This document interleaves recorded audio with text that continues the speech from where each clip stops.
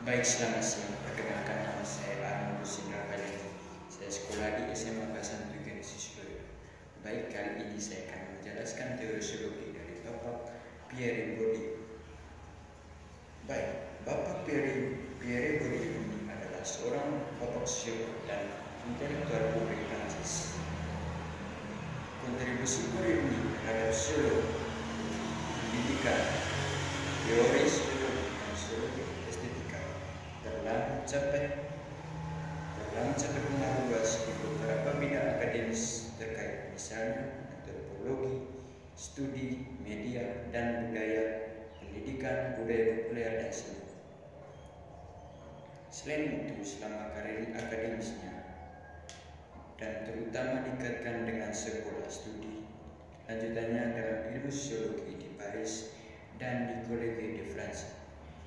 Pierre Bourdieu ini lahir pada tanggal 1 Agustus 1930 di kota Lyon, Prancis, dan meninggal pada tanggal 23 Januari 2002 di kota Paris, Prancis, dengan usia yang 71 tahun di kota Paris, Prancis.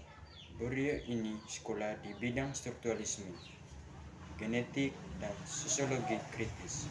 Kepentingan utama teorinya adalah tentang sosiologi kekuasaan dan ide-ide penting yang ia cetuskan tentang budaya, bidang, habitus, doxa, refleksivitas, modal sosial, modal simbolis, kekuasaan simbolis, dan teori praktis. Karya Bourdieu terutama berkaitan dengan dinamika kekuasaan dalam masyarakat, khususnya cara-cara yang beragam dan halus dalam transfer kekuasaan dan pemeliharaan tatanan sosial di dalam dan di antara generasi, secara sadar bertentangan dengan tradisi idealisis dan sebagian besar filsafat barat.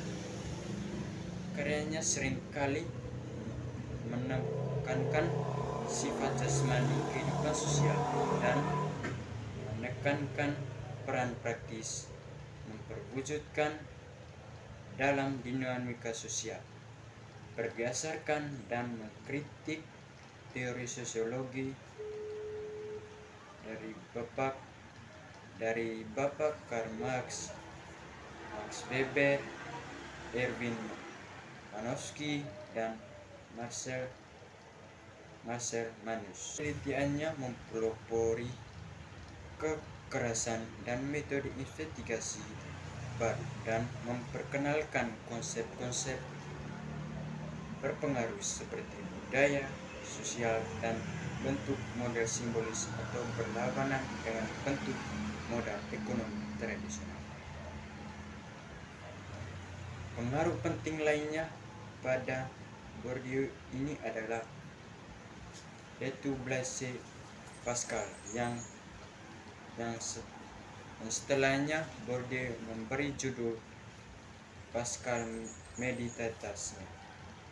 Dokumen ini dikemukakan melalui kombinasi asli antara teori sosiologi dan data dari survei kuantitatif, foto, dan wawancara dalam upaya untuk menyelaraskan kesulitan seperti bagaimana memahami subjek dan struktur objek.